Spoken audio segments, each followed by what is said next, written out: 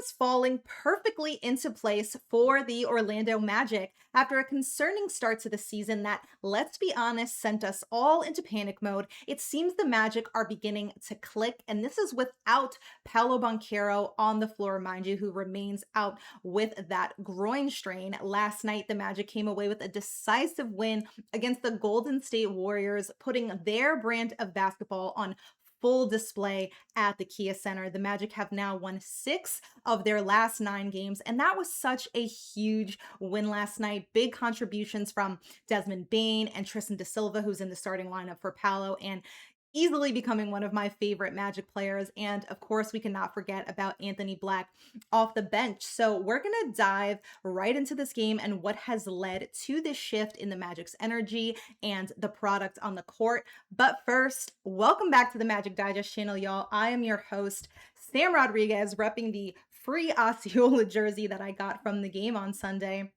Of course, Noah Penda gets assigned to the G League like the day after I go to see them. Would have been cool to see him, but it's all good. I hope he gets some good playing time. But anyways, you guys know the drill. Make sure that you hit that subscribe button if you're not already subscribed to the channel, and hit that little bell next to it if you want to turn on your notifications so you don't miss a video. And if you're feeling generous, leave me a comment. Let me know how you think we're doing over here on Magic Digest, what you want more of, what topics you want us to cover. I love feedback. We have a ways to go in growing this Magic community, and I want to make sure that I am doing my best for all of you. So that being said, speaking of doing your best, the Magic did some of their best work of the season last night when they beat the Golden State Warriors 121 to 113 at the Kia Center.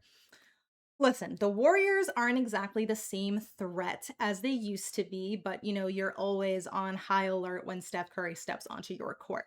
But the Magic played a very, very specific brand of basketball, their brand of basketball, and it pretty much worked right out of the gate. They went 32 for 48 in the paint, outscoring the Warriors by almost 20 points in that area. This is not a strength of the Warriors. You can see if you look all the way at the bottom of that chart, they rank last in points scored in the paint, where the Magic are currently 12th in the league in that category.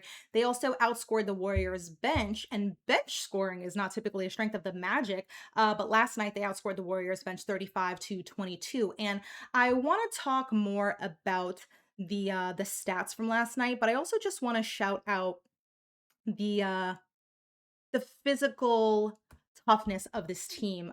We've seen it overwhelm teams on more than one occasion this season. But I also want to talk about the mental toughness. The Warriors are pretty stacked with players that can kind of get under your skin. Once Curry gets into his rhythm and he starts singing and dancing, that can be pretty demoralizing. Obviously, you have Draymond, and of course, Jimmy Butler is a really big agitator. And as much as he tried last night, I'm really glad Wendell didn't back down after Jimmy was kind of wagging his finger all in Jalen Suggs' face. I'm glad Suggs didn't really fall for his antics. Um, Although apparently it was actually the Magic who ended up getting under Jimmy Butler's skin the most. This was from the post game. He did not like that question about Jalen Suggs and the scuffle that they kind of got into last night. So I love this. And then you had Bane being the guy to kind of get everyone together, not really letting Draymond take over that role of like, oh, let me calm Wendell down. Let me go talk some sense into him. But we already know who Desmond Bean is, especially after that foul and subsequent ejection on a Kongwu a few games earlier. He's not really a guy you want to mess with, right? And I want the Magic to continue having that reputation of being tough. It's really nice to see that fight from them. And I read this quote today from Suggs. It came from an article about a contentious scrimmage, right? Where the guys were kind of going at it. And Bane was actually one of those guys that stepped in and was very vocal in the group, something that Franz actually said that they have not had in the past, specifically in terms of these like contentious scrimmages and guys going at each other in practice. So this was the quote from Suggs. He said, "This is going to be us. This is what we're doing now. It has to be us throughout the year. You can't pick and choose days when to be dogs. You're a dog every day or you're not. And knowing that when we step off the court, all of it is done, especially between ourselves, that fiery competitiveness is good. And I think we're really starting to see that with this team, the cohesion and the energy that was lacking, especially despite still shooting very poorly from three. Although, ever since that buzzer beater against Portland, Bane has really stepped up. I love this picture here. He's gone 8 for 20 from three since starting the season, shooting 26%. The attempts are back up over the last 5 games. He's not taking any less than 6 attempts, which is his career average.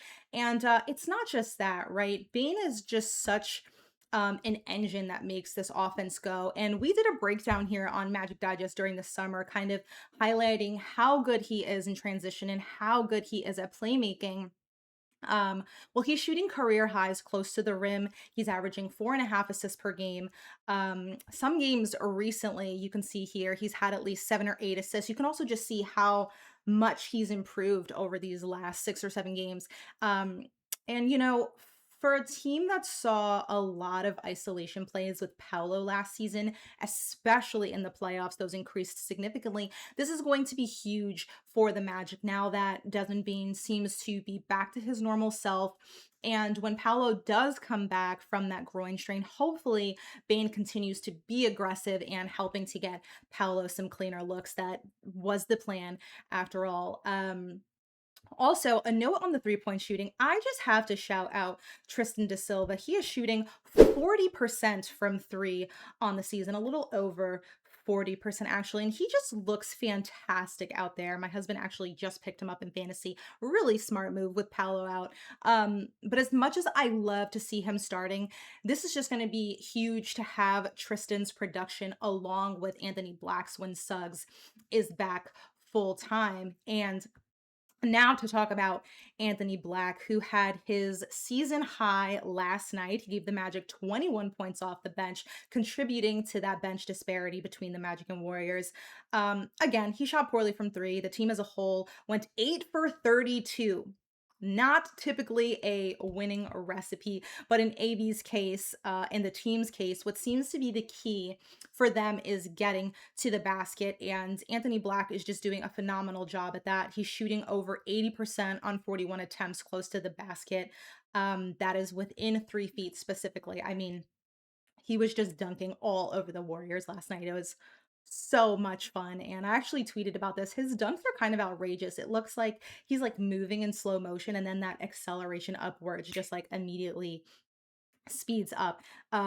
It's fantastic. So it's really incredible to me that the Magic are able to win games like this. And I mean, with their poor 3-point shooting, um, that's a dangerous team, right? And it doesn't, excuse me. My point is that the potential of this team when their 3-point shooting improves, hopefully it improves, of course, makes them a very dangerous team. And it doesn't need to be volume based per se, because I wouldn't necessarily want the Magic to go away from what works for them, and that is that transition offense. They've just improved so drastically from last season, where they ranked close to last in every transition shooting category. They're now in the upper echelon, first in transition shooting percentage. So this is obviously an effective strategy, and it's something we know that they worked on in training camp. It's helped them improve their offense overall. In their last 9 games, they're now 12th offensively in points per possession.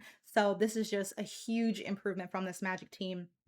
Over that time, they're also 6th in defensive ranking. And I think their defense took a bit of a hit to start the season as well. But teams are averaging a league low in made threes against the Magic. So we love to hear that. And essentially, it's just kind of hell to play against the Magic currently, especially teams who are smaller in size, like the Warriors, for example, who had to face this very feisty Magic team that has length and size to pair. So, not a lot of bad news to deliver today, which is so much fun. I love doing videos where I can just smile basically um, about everything. The Magic were almost perfect from the line last night, also very rare for them. Tyus Jones broke a 7 game scoring streak with 8 points, 2 assists, and a steal. He knocked down both of his 3 point attempts. And he said after the game that it felt good to make shots, see the ball go through the hoop.